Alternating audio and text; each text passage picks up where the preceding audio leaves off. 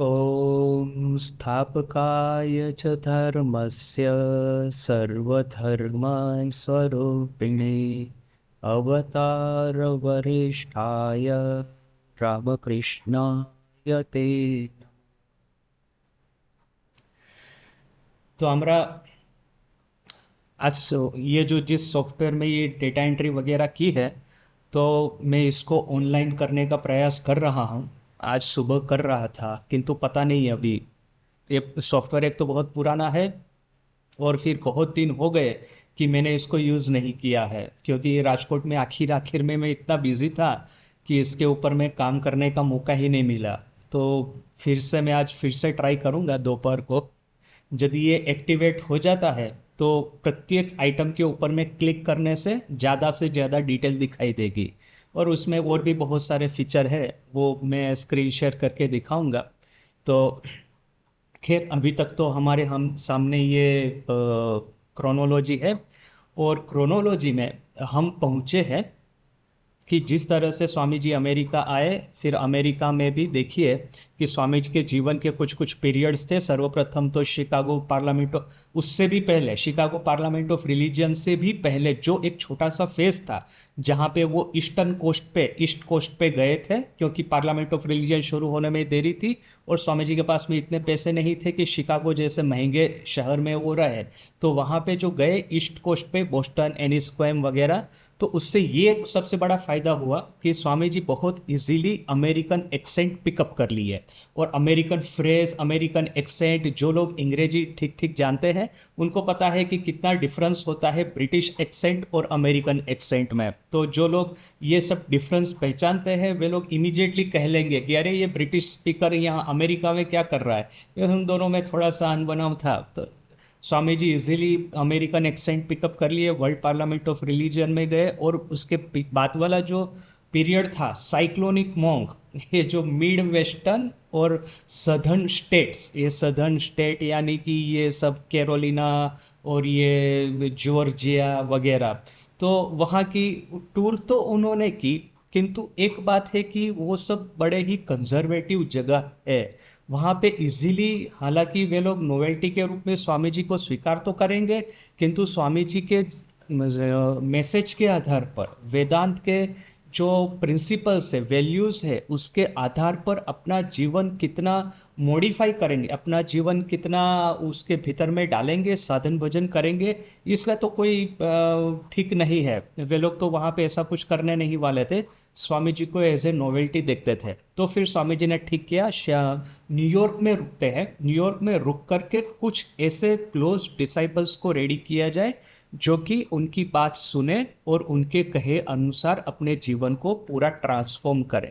तो वो transformational process Swami ji ने यहाँ न्यूयॉर्क में प्रारंभ किया, और जब समर सीजन आया तो स्वामी जी के ही एक डिसाइपल मिस डचर, उसने कहा कि चलिए आप मेरे साथ में, वहाँ पे थाउजेंड आइलैंड पार्क बोल करके जो जगह है, वहाँ पे मेरी एक कॉटेज है। तो स्वामी जी भी गए वहाँ पे, उस कॉटेज में रुके, और फिर उस कॉटेज में जो स्वामी जी ने बातें की, वो एक अमर किताब, एक हमेशा के लिए वो जो एक जिसकी वैल्यू रामकृष्ण संघ में, रामकृष्ण विवेकानंद साहित्य में हमेशा के लिए उज्जवल अक्षरों से लिखी जाएगी, वो किताब इंस्पायर्ड टॉक, सारा एलन वोल्डो, स्वामी जी की जो डिसाइपल थी, उसने इसको, स्वामी जी की सभी बातों को नोट डाउन किया, और फिर वहीं से ये किताब वो छपी है।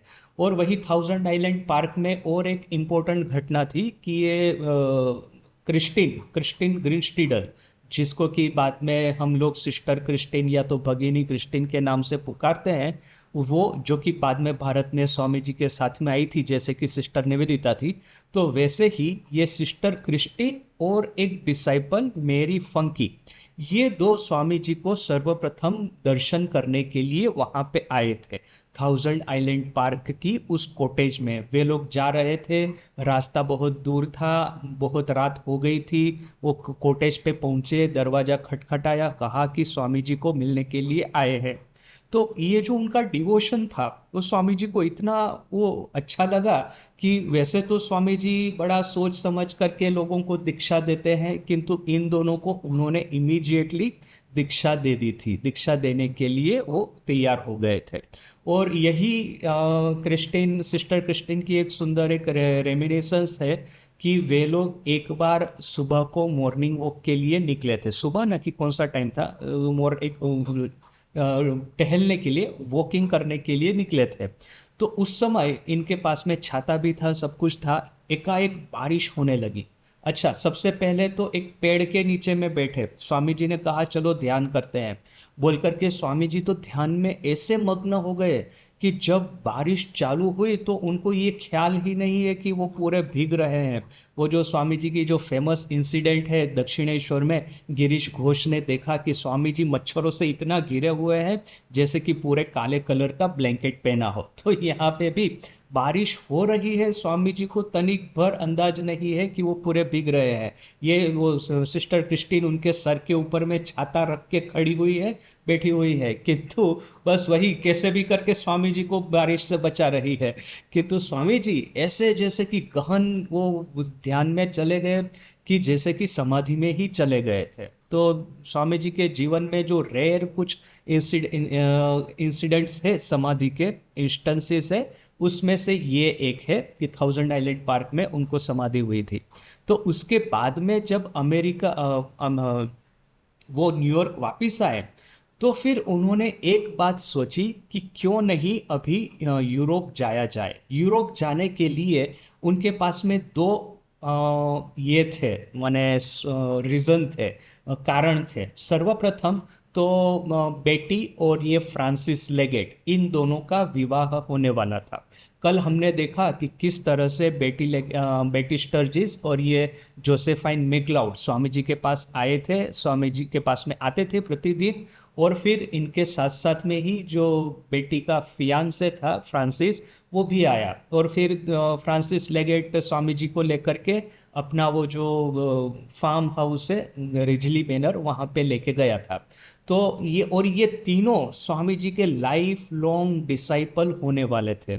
और इन तीनों के बारे में बहुत सारे रेमिनिसेंस, इंसिडेंट्स, कहानियाँ वगैरह अपने साहित्य में बिखरे हुए हैं। तो यही इसमें से बेटी और फ्रांसिस का विवाह होने वाला था। न ठीक किया था कि फ्रांस में मैरिज करेंगे। अभी फ्रांस क्या है कि एक उसका एक इम्प्रेशन है कि न कि इस कंट्री ऑफ रोमांस, तो वहाँ पे एक डिफरेंट टाइप का एक एटमॉस्फेयर होता है। तो उन्होंने ठीक किया कि स्वामी जी को भी साथ में लेके जाएंगे। हालांकि ये है वैसे मैरिज सेरेमनी, किंतु क्या है कि फिर उसके बाद में भी बात सिर्फ ये नहीं है कि मैरिज होने वाला था, इन दोनों का था कि अभी देखिए कि एक समय था कि पावर इक्वेशन जो था वो यूरोप के फेवर में था। यूरोप के जो काउंट, ड्यूक, ये लॉर्ड और ये सब नाइट्स वगैरह बहुत ही धनी थे, क्योंकि पूरे विश्व को कोलोनाइज करके रखा था। तो पूरे विश्व की धन संपत्ति यूरोप में इकट्ठी कर रहे थे। तो उसमें भी खास करके ये ब्रिटेन, जर्मनी, फ्रांस, ये जो वेस्टर्न यूरोप के जो कुछ कंट्रीज है बड़े ही धनवान थे। और अमेरिका तो एक कॉलोनी मात्र था सेटलर्स का, जबकि अब यूरोप में जिसका कुछ नहीं मिल रहा था, जिसके पास में ज़मीन नहीं थी, जिसके पास में धन नहीं था, वे लोग सब अमेरिका जाकर के या तो फिर ऑस्ट्रेलिया जाकर के रहते थे। तो यूरोप सबसे सर्वोच्च इंडस्ट्रियलाइजेशन को हो, साइंस को हो, सब दृष्टि से सर्वोच्च शिखर पे बैठा हुआ था। किंतु धीरे धीरे जैसे कि ये 19th सेंचुरी स्टार्ट हुई, ये 19th सेंचुरी का प्रारंभ हुआ, पावर इक्वेशन ऑलरेडी अमेरिका की फेवर में चला गया था। अमेरिका ने सिविल वॉर के बाद में इतना रैपिड इंडस्ट्रियलाइजेशन प्रारंभ किया कि अमेरिका के धनी लोग जब यूरोप जाते थे तो वहाँ भले ही चाहे वैसे वो कॉमन मैन कहलाए, किंतु पैसा इन लोगों के पास इतना रहता था कि वहाँ के वो जो डचेस और ये ड्यूक वगैरह जो भी कहो, नोबिलिटी यूरोप की, वो सब इनके चारों ओर घूमते रहते थे कि इनकी धन संपत्ति से हमको भी थोड़ा सा लाभ मिल जाए। और ये लोग अमेरिकन लोग चाहते थे कि उनको नोबिलिटी को टाइटल मिले, ड्यूक, डचेस, ऐसा कुछ हमको टाइटल मिल जाए। और वो जो नोबल थे फ्रांस, यूरोप के, उन लोगों को पैसा चाहिए था। तो जिसको कहते हैं कि मैरिज ऑफ कन्वेनियंस। तो यह फ्रांसिस लेगेट जब यूरोप में जाएगा, फ्रांस में जाएगा, तो उस समय के जो कल्चर्ड लोग हैं, लिटरेचर है, आर्ट है, ये पेंटर है, न कि ये ऑथर है, बहुत सारे लोग उनके इर्द गिर्द जमा हो जाएंगे। तो क्या है कि स्वामी जी को एक रेडी ऑडियंस मिलता है, एक ऐसा एक ग्रुप मिलता है जिसमें कि वो अपनी इंटेलेक्चुअल डिस्कशन को कर पाए, अपने हायर आइडियाज़ जो है, इंटेलेक्चुअल आइडियाज़, वो उसके साथ में शेयर कर पाए। तो ये एक बड़ा प्रलोभन था स्वामी जी के पास में फ्रांस जाने का मिस्टर लेगेट के साथ में।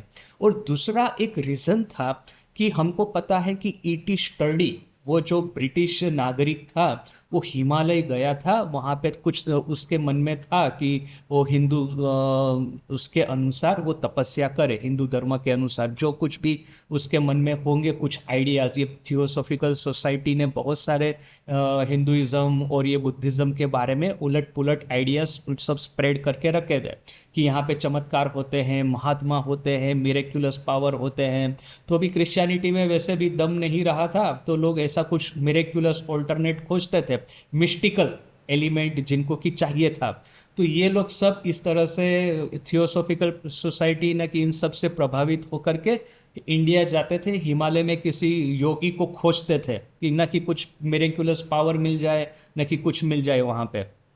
तो ये ईटी स्टडी भी वहाँ पे गया था, और नसीब ऐसा कि शिवानंद महाराज, अपने महापुरुष महाराज के साथ में उसकी मुलाकात हो गई। तो महापुरुष महाराज ने उन ईटी स्टडी को कहा, महापुरुष महाराज अर्थात कि तारक, जो कि युवा अवस्था में श्री रामकृष्ण देव के पास में दक्षिणेश्वर में आते थे, बाद में वराहनगर में संन्यास लेकर के स्वामी जी ने उनको शिवानंद नाम दिया, और उनकी तपस्या और उनकी जो स्पिरिचुअलिटी है उससे प्रभावित होकर के उनको सभी लोग महापुरुष महाराज करके बुलाते थे। अपने रामकृष्ण संघ के द्वितीय प्रेसिडेंट, सर्वप्रथम प्रेसिडेंट स्वामी ब्रह्मानंद जी महाराज और द्वितीय प्रेसिडेंट महापुरुष महाराज। तो ये महापुरुष महाराज के साथ में ईटी स्टडी की मुलाकात हिमालय में हो गई थी। उस समय तो बेलूर मठ वगैरह कुछ एस्टैब्लिश नहीं हुआ था, तो ये लोग सब घूमते फिरते थे प्रव्रज्या करते करते। तो महापुरुष महाराज ने कहा कि हमारे एक गुरु भाई है, अमेरिका में इस तरह से वर्ल्ड पार्लियामेंट ऑफ रिलीजन में गए हैं, बाद में वहाँ पे प्रवचन दे रहे हैं, यदि आपको सही सही वेदांत समझना है तो आप स्वामी जी से समझिए। तो ईटी स्टडी ने स्वामी जी को इंग्लैंड आने के लिए इनविटेशन भेजा था, लेटर भेजा था, और स्वामी जी ने उसको स्वीकार किया था। तो ये दो रीज़न थे कि अमेरिका से सर्वप्रथम स्वामी जी यूरोप गए। और देखिए कि यूरोप में जाते हैं तो कैसे वो फ्रांसिस लेगेट जैसे धनपति के साथ में जाते हैं। अमेरिका आए थे तो कैसे बिल्कुल फ़कीर के रूप में आए थे, किसी कोई उनको पहचानता नहीं है, वो बॉक्स कार में रहना पड़ता है रात को, इस तरह से बिल्कुल मतलब अनजाने इस तरह से आए थे। किंतु जब यूरोप जा रहे हैं तो ऐसे बड़े धनपति के साथ में, तो ये भी एक विधि की विचित्रता ही है। तो ये फ्रांसिस लेगेट के साथ में गए, फ्रांस गए।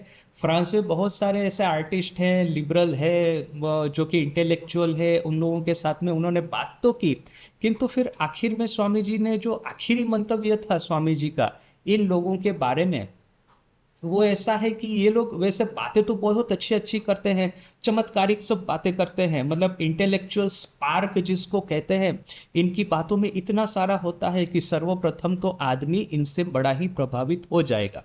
किंतु जैसे आप थोड़ा सा इनकी बातों में थोड़ा सा डीप जाएंगे तो पता चलेगा कि सब माने शैलो है, छिछरा है, डेप्थ कुछ नहीं है। वो बोला हायर थिंकिंग, फिलोसॉफिकल थिंकिंग, ये आइडिया वो आइडिया, किंतु सब शैलो आइडियाज़ है, आइडियाज़ में डेप्थ नहीं है, ऐसा स्वामी जी का एक मंतव्य था। हालांकि हमको ये बात भी स्वीकार करनी चाहिए कि यूरोप के जो सही सही पंडित थे उस समय के, वो चाहे इवोल्यूशन की थियरी डेवलप कर रहे हो, न कि फिर ये साइकोलॉजी डेवलप कर रहे हो, कि मेडिकल साइंस डेवलप कर रहे हो, कि बायोलॉजी डेवलप कर रहे हो, मतलब बहुत सारे ऐसे लोग थे जिन्होंने ह्यूमन सिविलाइजेशन को, ह्यूमन लर्निंग को एक नया ही डायमेंशन दिया। तो किंतु सभी लोग तो एक तरह के नहीं होते हैं। एक इंसिडेंट है कि अखंडानंद जी तिब्बत गए थे, तो तिब्बत जाकर के फिर वापस आकर के वहाँ के बारे में कुछ एक नेगेटिव ओपिनियन प्रकाशित कर रहे थे कि वहाँ के जो लामा है वो सब एक तो पता है ना कि अखंडानंद जी बड़े ही भावुक थे, बड़े ही इमोशनल थे, और जहाँ पे जो कुछ नहीं बोलना चाहिए, कहाँ पे क्या बोलना चाहिए क्या नहीं बोलना चाहिए, वो एक प्रैक्टिकलिटी उनमें नहीं था, बचपना था, तो किसी के भी सामने कुछ भी बोल देता है। तो देखा कि वहाँ पे वैसे लामा के जो मठ है वो बहुत ही, जो मोनेस्ट्रीज है वो बहुत ही धनी है, बहुत पैसा है, बहुत जमीन जायदाद है इनके पास में, और बड़े ही सुख सुविधा लग्जरी में रहते हैं, किंतु सामने ही ये जो कॉमन तिबेटी लोग हैं, नागरिक है, बड़ी ही असुविधा में रहते हैं, बड़ी गरीबाई में रहते हैं। तो अखंडानंद जी ने सीधा सीधी उनको उपदेश दे दिया लामा को कि देखिए कि आपके पास में इतनी धन दौलत है, तो थोड़ी सी सहाय आप इन गरीब लोगों को भी कीजिए। अभी क्या है कि जैसे ही अपने प्रिविलेज पे हाथ पड़ता है तो वो सब साधुता, वो मोनेस्टिसिज्म कहाँ अदृश्य हो जाता है। वो लामा लोग बड़ा गुस्सा करने लगे, चेतावनी दी कि ऐसी बेकार की बातें मत करो, किंतु अखंडानंद जी तो चुप रहने वाले में से नहीं थे। तो फिर एक लामा ने उनको धमकी दी कि गाल, तलवार से तुम्हारे गाल फाड़ देंगे, ये जो गाल होते हैं वो यदि तलवार से काट देंगे तो आवाज आना, मुंह से बात करना बंद हो जाएगा, यानी कि ये सब बातें मत करो। उसके बाद में अखंडानंद जी समझ गए कि यहाँ पे रहना बड़ा मुश्किल है, यदि मैं इस तरह की बातें करता रहूँगा तो फिर ये लोग फिर मारपीट भी करें, क्या पता। फिर अखंडानंद जी वहाँ से निकल गए थे। तो अखंडानंद जी का ऐसा था कि एकदम, एक तो एक्सरे तीक्ष्ण दृष्टि उनकी रहती थी, और ये जो समाज की जो सब प्रॉब्लम्स है, सोसाइटी के गरीब लोगों की जो अवस्था है, बड़ी ही आसानी से पकड़ करके उसके बारे में एकदम ओपनली, बिना द्विधा के, बिना किसी के भय के वो ओपिनियन भी दे देते थे। तो ऐसा ही कुछ ओपिनियन एक बार वो स्वामी जी के साथ में शेयर कर रहे थे, वराहनगर मठ की बात है। तो कहा कि अखंडानंद जी ने कि वहाँ के लामा है, करप्ट है, आध्यात्मिकता के नाम पे कुछ सब दिखावा है वगैरह वगैरह, मठ में ऐसा कोई आध्यात्मिक एटमॉस्फेयर नहीं वहाँ की मोनेस्ट्रीज में। तो ये सब सुनकर के एकाएक स्वामी जी क्या बोल उठे पता है कि देखो तुम बाजार में जाकर के, अभी कोलकाता है, कलकत्ता के माछ बाजार, यहाँ पे मछली बिक्री होती है, वहाँ जाकर के तुम लोगों से बात करोगे और फिर कलकत्ता का जो पूरा एक इंटेलेक्चुअल स्टैंडर्ड उसी से तुम बना दोगे, तो ये तो ठीक नहीं है। कलकत्ता में कितने ही विद्वान लोग हैं जो कि तुमको ये मछली बाजार में देखने को नहीं मिलेंगे। वो उन लोगों की रहने की जगह, बात करने की जगह थोड़ी अलग होती है। ऐसा नहीं है कि वे लोग मछली बाजार नहीं जाते, किंतु वहाँ पे खड़े रह के कोई फिलोसॉफिकल डिस्कशन नहीं करेगा। तो वैसे ही ये बाजार हाट में क्या चल रहा है, 10 लोगों की 10 बातें सुन करके ऐसा तुम कोई अनुमान, ऐसा कोई ओपिनियन मत बना लो तिबेट के बुद्धिज्म के बारे में, या तो फिर वहाँ के लामा के चरित्र के बारे में। बहुत सारे विकृत चरित्र होते हैं, किंतु कुछ कुछ ऐसे होते हैं कि जिनके आगमन से पृथ्वी पवित्र हो जाती है। जैसे कि जब कोई सही सही महापुरुष तीर्थ दर्शन के लिए जाता है तो तीर्थ स्वयं धन्य हो जाता है। वैसे लोग तीर्थ दर्शन करने के लिए जाते हैं कि कुछ पुण्य अर्जन करेंगे, किंतु महापुरुष जब तीर्थ दर्शन के लिए जाएंगे तो तीर्थ स्वयं धन्य हो जाएगा। तो ऐसे ही ये जो था कि हम इसी लॉजिक को यदि स्वामी जी के फ्रेंच विजिट के बारे में लगाए, कि स्वामी जी का एक जो ओपिनियन था कि जो फ्रेंच आर्टिस्ट, फिलोसोफर, थिंकर्स के साथ में बात की और ऐसा लगा कि जैसे सब कुछ छिछरा है, शेलो है, तो हम ऐसा भी कह सकते हैं कि अभी फ्रांसिस लेगेट के पैसों के मोह से उनके पास में जो इकट्ठा हुए होंगे तो वैसे ही चरित्र के होंगे जिनका की कोई डेप्थ नहीं है। तो जो भी है, अभी हम तो वहाँ पे देखने के लिए नहीं गए थे, ये तो एक जस्ट एक डिस्कशन का पॉइंट है। इसके बाद में किंतु जब ये मैरिज हो गया और ये सब हो गया समाप्त, तो स्वामी जी गए लंदन, इंग्लैंड। ये सितंबर टू नवंबर 1895 की बात है। तो सितंबर टू अक्टूबर और नवंबर 2-3 महीना स्वामी जी वहाँ पे रुके थे फर्स्ट विजिट के दरमियान, और इसीलिए मैंने नाम दिया इस पीरियड को एक्सप्लोरिंग द यूरोप। वो एक्सप्लोर कर रहे हैं कि क्या क्या पॉसिबिलिटीज़ है। एक्चुअल वर्क जो है लंदन की सेकंड विजिट के दरमियान करेंगे, किंतु फर्स्ट विजिट में वो सिर्फ एक्सप्लोर कर रहे हैं। और वो लिखते भी है, स्वामी जी जब अमेरिका और इंग्लैंड के लोगों को कंपेयर करते हैं तो स्वामी जी ये लिखते हैं कि अमेरिका के लोगों क्या है ना, फेडिस्ट होते हैं। कोई फैशन या फेड या कोई नई चीज़ बहुत ही आसानी से, बहुत जल्दी से एक्सेप्ट कर लेंगे।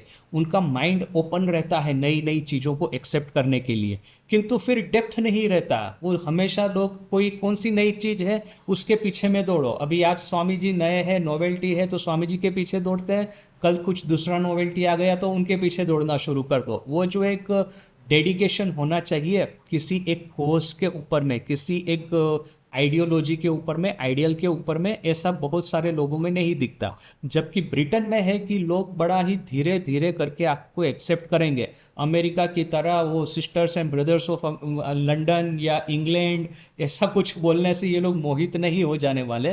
किंतु जो धीरे धीरे करके जो चंद लोग उनको एक्सेप्ट करेंगे, पूरा जी जान लगा देंगे। और आप देखिए भी सही कि जो ब्रिटेन से जो 3-4 लोग स्वामी जी को मिले थे, Mr and Mrs Sevier, Nivedita और ये गुडविन, ये चारों का नाम हमेशा के लिए अमर हो चुका है अपने साहित्य में, अपनी भावधारा में। जबकि और इन्होंने पूरा जीवन अपने लिए समर्पित कर दिया था रामकृष्ण संघ के लिए। और इनकी कंपेयर में अमेरिकन डिसाइपल्स को देखे तो जैसे कि mister and Mrs Francis Leggett है, या तो फिर जोसेफाइन मैक्लाउड है, या तो फिर मिसिस ओलीबुल है, या तो फिर यहाँ पे आप कैलिफोर्निया में देखिए कि मिस हैंसब्रो है, मिसिस हैंसब्रो, ये वगैरह, तो एरिक हेमंड है वगैरह। तो उन्होंने स्वामी जी के कोर्स को अपनाया था किंतु जीवन सर्वस्व नहीं दे दिया था। अमेरिका से क्रिस्टिन, सिस्टर क्रिस्टिन ही एक है जो कि स्वामी जी के साथ में भारत आई थी और अपना लाइफ डेडिकेट किया था। सारा ओलीबुल और जोसेफाइन मैक्लाउड भारत आए थे किंतु वो तो फिर वापस भी चले गए थे। भारत में रहने वाले थे गुडविन, ये Mr and Mrs Sevier, Nivedita और सिस्टर क्रिस्टिन। तो देखिए कि अमेरिका बहुत बड़ा देश है, सिर्फ सिस्टर क्रिस्टिन ही भारत आकर के रुकी स्वामी जी के साथ में, जबकि ब्रिटेन उसकी कंपेयर में छोटा है किंतु 4 डिसाइपल स्वामी जी के साथ में आकर के भारत में रुके थे। तो स्वामी जी का असेसमेंट उस समय के लिए ठीक ही था कि ये धीरे धीरे करके एक्सेप्ट करते हैं, किंतु जब एक्सेप्ट करते हैं ब्रिटिश लोग तो पूरा जी जान लगा देते हैं। तो ये एक्सपीरियंस उनका इंग्लैंड में हुआ था। तो अभी ये और फिर धीरे धीरे करके उन्होंने ये भी देखा कि स्टडी का क्या है, पता है ना, कुछ उसका प्रॉब्लम बहुत सारे हैं। वैसे तो स्टडी बड़ा एंथुजियास्टिक था स्वामी जी के बारे में, किंतु उसकी बीवी जो थी वो बड़ी ही नाराज़ रहती थी स्वामी जी से, न कि अभी ये फकीर को अपना पूरा रुपया दे देगा उसका हस्बैंड, ऐसा वो सब समय सोचती थी। तो उसी समय स्वामी जी को लगा था कि इसके साथ में कुछ ना कुछ तो गड़बड़ कहीं पे होने वाला है। तो आखिर में वही हुआ भी सही। तो किंतु वो तो बहुत बात की बात है। अभी ये फर्स्ट जिसको कहते हैं कि एंथुजियाज्म था स्टडी का, तो उसने इंग्लैंड का कार्य बड़े ही उत्साह के साथ में प्रारंभ कर लिया।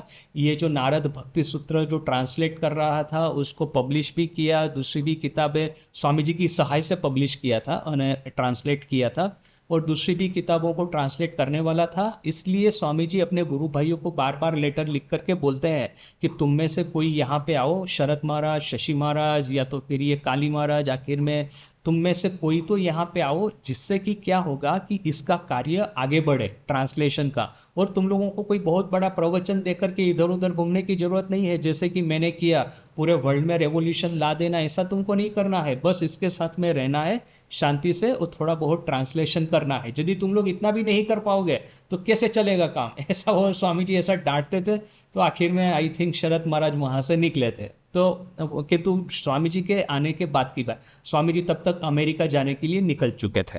तो अभी स्वामी जी वहाँ से इंग्लैंड से अमेरिका लौटे, और ये जो पीरियड है वेदांत इन अमेरिका फेज़ 2, ये जो फर्स्ट फेज़ में जो स्वामी जी वेदांत इन अमेरिका, ये सेकंड फेज़ में, और ये समय है नवंबर 1895 टू अप्रैल 1896। उसमें उन्होंने यहीं पे न्यूयॉर्क में रह करके फिर से वही जो सब प्रवचन ज्ञान योग के ऊपर में, कर्मयोग के ऊपर में, भक्ति योग के ऊपर में, राजयोग के ऊपर में, वो सब प्रवचन दिए। फिर वो मतलब ये जो पीरियड है स्वामी जी का वेदांत इन अमेरिका पार्ट 2, ये one of the most important, most productive period in Swami ji's life. और देखिए भी कितने कम दिन है, नवंबर 895 से अप्रैल 96, यानी कि ये 4-5 महीनों का मुश्किल से ये समय है। नवंबर टू दिसंबर, जनवरी, फरवरी, मार्च और अप्रैल, 4-5 महीना का है ये समय। इतने ही समय में उन्होंने इतना जो उनका प्रचंड एक प्रोडक्टिव आउटपुट था कि धर्म के जगत में, धर्म के इतिहास में, दर्शन शास्त्र के इतिहास में ये जो पीरियड है सुनहरे अक्षर से लिखा जाएगा, क्योंकि इसी समय सबसे इम्पोर्टेंट उनका अमेरिका के लिए जो मैसेज था, उन्होंने वेस्ट के लिए जो मैसेज था उन्होंने डिलीवर किया था। तो और उसके बाद में बीच बीच में रिजली जाते थे, फिर डेट्रॉइट भी गए, बोस्टन गए, शिकागो गए, फिर लास्ट डेज इन अमेरिका। अच्छा, ये जो है कि ये जो किताबें सब छप रही थी उस समय, उसको लेकर के भी एक कंट्रोवर्सी खड़ा हुआ हुआ था, क्योंकि ये सब स्वामी जी प्रवचन दे रहे थे, तो वह जो वेदांत सोसाइटी जो थी न्यूयॉर्क की, उन्होंने गुडविन को हायर किया था और गुडविन उसकी ट्रांसक्रिप्ट लिख रहा था। स्वामी जी जो बोलते हैं वर्बाटिम, और गुडविन इतना अच्छे से लिखता है short hand notes Swami ji के प्रवचन का, वो हम दूसरे लोगों के साथ में कंपेयर करेंगे तो पता चलेगा। इवन सारा एलन वोल्डो है, कि बाद में आइडा आंसेल है, न कि दूसरे जितने भी लोग हैं जिन्होंने स्वामी जी के प्रवचन की नोंद ली, उन सबको गुडविन के साथ में कंपेयर करिए, पता चलेगा कि रेयरली इतना, मतलब as it is Swami ji की वाणी जो है वो गुडविन कैप्चर कर सकता था। 100% तो होगा नहीं कभी भी, किंतु एज नियर एज पॉसिबल। तो वो गुडविन को हायर करके, उसका सैलरी दे करके, ट्रांसक्रिप्ट सब रेडी करके, टाइप करके, बुक फॉर्म में डाल करके, ये सब मेहनत जो ये लोग कर रहे थे न्यूयॉर्क वेदांत सोसाइटी के, उसमें भी खास करके सारा एलन वोल्डो, तो उस समय ये स्टर्डी बीच एकदम बार बार स्वामी जी को कहता था कि आप या भी अमेरिका से तो लंदन वापस आने वाले हैं, तो आप एक काम कीजिए, कुछ किताब छपवा करके यहाँ पे मुझे दीजिए, तो मैं उसको सर्कुलेट करूँगा। तो सर्कुलेट करूँगा तो आपके बारे में लोगों के मन में क्यूरियोसिटी जागृत होगी कि हाँ, ये राजयोग क्या है, ये ज्ञान योग क्या है वगैरह। खास करके राजयोग लोगों को ज़्यादा अट्रैक्ट करता है, वो मेरेक्युलस पावर की उसमें बातें हैं। तो आप ये किताबों को छापिए, मुझे भेजिए, या तो फिर मुझे परमिशन दीजिए मैं यहाँ से छापूँ। अभी ये जो न्यूयॉर्क वेदांत सोसाइटी वाले थे, खास करके मिस वोल्डो और ये फिर सारा ओलीबुल और ये कृपानंद, स्वामी कृपानंद, ये कुछ कुछ लोग थे कि वे लोग, उन लोगों को न्यूयॉर्क में भी छापने में देरी हो रहा था, और वो लंदन को भी, ईटी स्टडी को भी कॉपीराइट देना नहीं चाहते थे। क्यों? क्योंकि सबसे पहले तो हमने इसके लिए पैसा खर्च किया है, तो सबसे पहले यहीं पे छपनी चाहिए, ऐसा उन लोगों का कहना था। तो स्वामी जी ने क्या किया कि एक मेनूस्क्रिप्ट का कॉपी ईटी स्टडी को भेज दिया कि तुम अपने पास में इसको रखो, तुम खुद इसको स्टडी करो, बस इतना ही, ऐसा बोल करके भेजा। और यहाँ पे स्टडी ने क्या किया, बिना न्यूयॉर्क सोसाइटी की परमिशन लिए हुए जो मेनूस्क्रिप्ट स्वामी जी ने भेजी थी प्रवचन की, उसको पब्लिश कर दिया किताब के रूप में। और ये पब्लिश किया तो बहुत अच्छा किया एक्चुअली, वो इमीडिएटली एक हाइप खड़ा हो गया कि अरे ये कौन है स्वामी विवेकानंद, इतनी अच्छी बातें करते, इतना अच्छा प्रवचन देते, इतने सब बातें हैं हिंदू धर्म में, हमने तो सोची ही नहीं। तो स्वामी जी के आने से पहले ऑलरेडी ग्राउंड रेडी हो गया। तो स्टडी ने वैसे किया तो बड़ा अच्छा, किंतु न्यूयॉर्क में इससे बड़ा ही नाराजगी फैल गई कि किस हिसाब से उसने ये किताब छापी, इसका कॉपीराइट तो हमारे पास में है, ये वो सब चलने लगा न्यूयॉर्क और लंदन के बीच में। ये सब माया के जगत में ऐसा ही होता है, राजयोग ज्ञान योग जैसे बिल्कुल जगत को छोड़ करके ऊर्ध्व जाने वाले प्रवचनों को छापने के लिए वही कॉपीराइट और पैसों का झगड़ा। तो जो भी है, स्वामी जी तो उसमें ज़्यादा बीच में नहीं आते थे, अपने डिसाइपल्स के ऊपर में ही सब कुछ छोड़ दिया था। और आखिर में मिसिस बुल ने बीच में आकर के ये कुछ समाधान जैसा कुछ करवाया था। तो जो भी है, ये एक छोटा सा कंट्रोवर्सी आखिर में हो गया था। तो फिर अमेरिका छोड़ करके स्वामी जी यूरोप जाने के लिए निकले अप्रैल 1896 में। और ये जो स्वामी जी की फर्स्ट विजिट थी अमेरिका की, वो यहाँ पे अमेरिका की विजिट समाप्त हुई, अभी यूरोप की विजिट प्रारंभ हुई। यूरोप में स्वामी जी सेकंड टाइम में आए, लंदन गए, लंदन में फर्स्ट सीजन, उसके बाद में यूरोप गए, उसके बाद में विंबलडन, वहाँ जहाँ पे कि ये रह रही थी अपनी निवेदिता, और उसके बाद में फिर से लंदन में सेकंड सीजन ऑफ लेक्चर्स, ये फर्स्ट सीजन सेकंड सीजन ये लेक्चर्स का सीजन है। फिर इंग्लैंड में ही फॉल, और Europe on the way to America. ये जितनी भी घटनावली है वेदांत इन यूरोप इस पीरियड की है। इसके बारे में थोड़ा सा विशेष डिस्कशन हम कल करेंगे। आज यही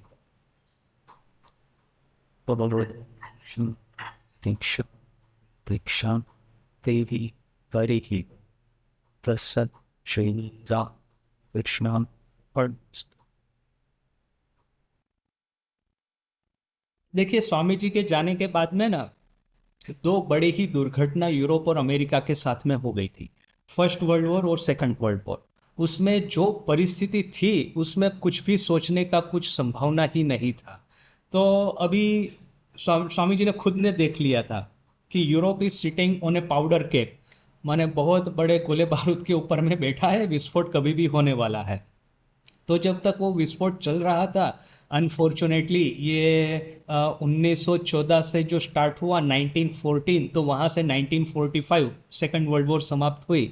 तो इस पीरियड में ज़्यादा कुछ हुआ नहीं है। हालांकि हम लोग कहते हैं इस पीरियड को डिसमिस कर देते हैं, किंतु देखिए कि अशोकानंद जी इसी समय वहाँ पे पहुँच चुके थे। अशोकानंद जी, प्रभवानंद जी, निखिलानंद जी। तो उन्होंने जैसे मास मूवमेंट यदि इसका न हुआ हो, जैसे कि अभी जैसे देखिए हम लोग, मैं खुद कभी कभी इस्कॉन के साथ में कंपेयर करता हूँ कि इस्कॉन का देखिए कि इतना सारा प्रचार प्रसार, इस्कॉन के वीडियो देखिए, ईस्टर्न यूरोप में कितना वो सब हरि कीर्तन कर रहे हैं, कितने नर नारी लड़के बूढ़े बच्चे सब जुड़ रहे हैं। अपना तो ऐसा कुछ नहीं है।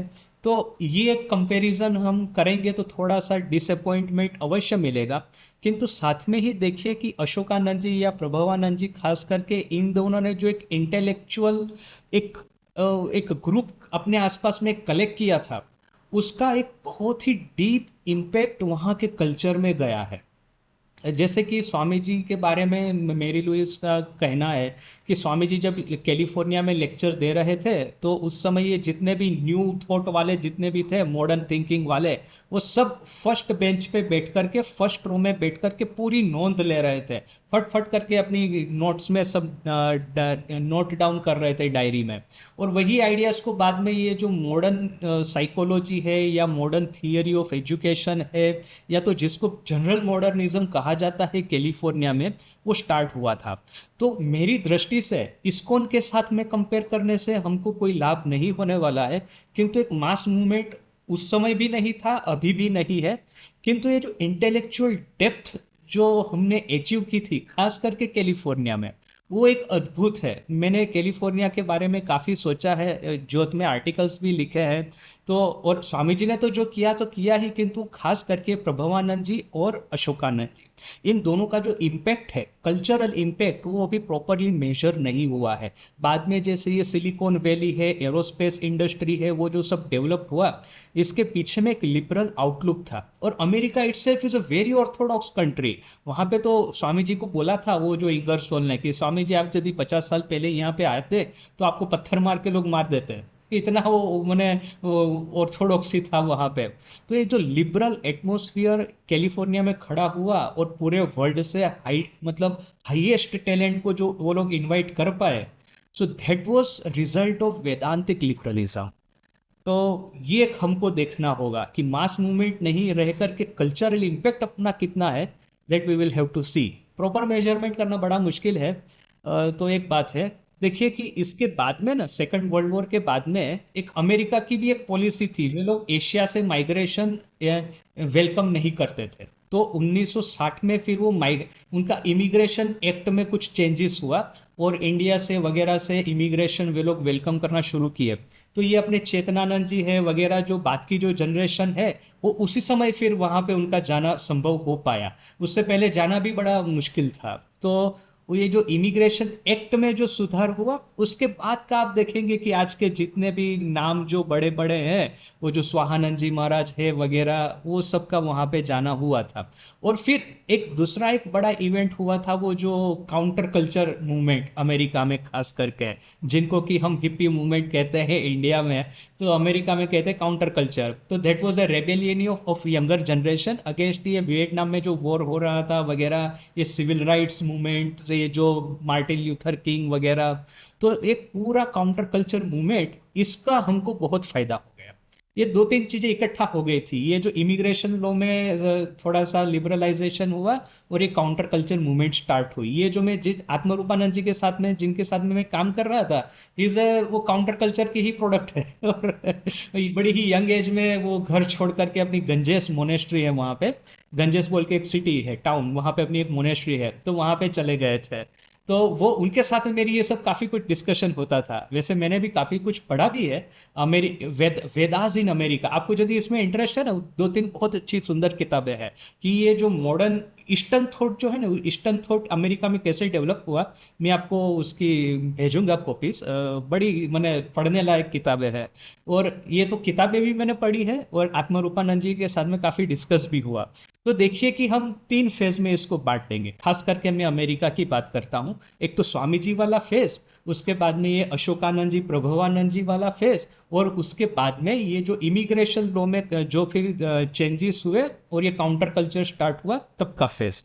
और ये आज का मॉडर्न फेज तो है ही है। अभी आजकल क्या है ना, खास करके ये जो डिजिटल रेवोल्यूशन स्टार्ट हुआ है तब से एक ऐसा हो गया है ना, लोगों के माइंड बहुत ही ज़्यादा डिस्ट्रैक्ट हो गए हैं। तो ये काउंटर कल्चर वाला जो पीरियड था ना, उसको हम एक गोल्डन पीरियड कह पाएंगे कि बहुत सारे लोग अपनी मोनेस्ट्रीज में आते थे, अपने सेंटर्स में आते थे, काफ़ी लोगों को इंटरेस्ट था।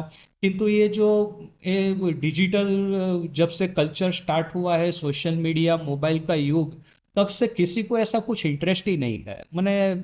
ठीक है। और अभी कौन कौन आते हैं कि जो कि इंडियन है, खास करके बंगाली है, तो ऑलरेडी रामकृष्ण विवेकानंद के साथ में परिचित है, तो अमेरिका में रहते हैं, तो वो लोग सब आते हैं। वो वाइट अमेरिकन, उन लोगों का आना काफ़ी कम हो गया है।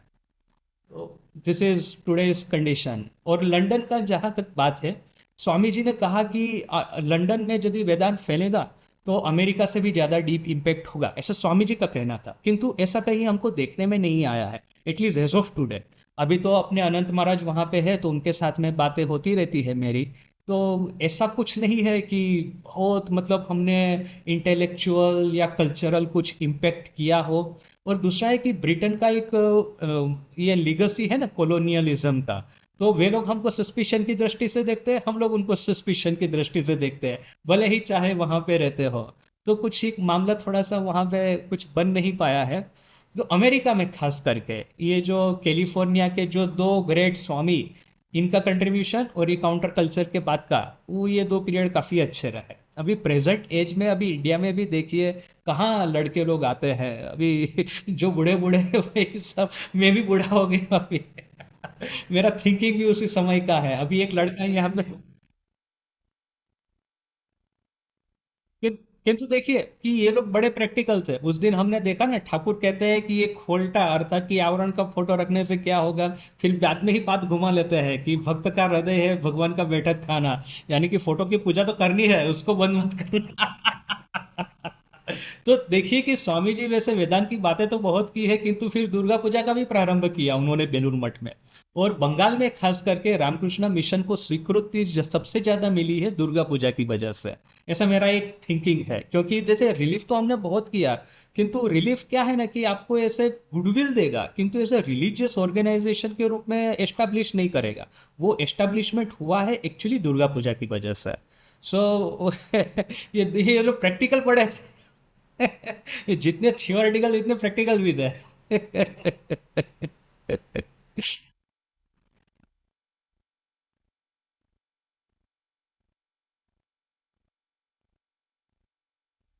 देखो, स्वामी जी के जीवन में ऐसी बहुत सारी घटनाएं हैं जो कि पता चलता है कि स्वामी जी के पास में ऐसे सुपर कॉन्शियस पावर्स थे। खास करके देखिए कि एक लेडी डिवोटी के साथ में, अमेरिका की ही कुछ बातें बताता हूँ, इसके साथ में स्वामी जी की बात हो रही थी। तो उसने कहा कि जब भी वो कोई उनको लेटर लिखता है, इस डिवोटी को, इस लेडी को, तो यदि वो लेटर के टुकड़े टुकड़े करके अपने हाथ में जब रखेगी, तो उस समय ये जो पत्र लेखक है उसके मन का जो भाव है वो समझ पाएगी।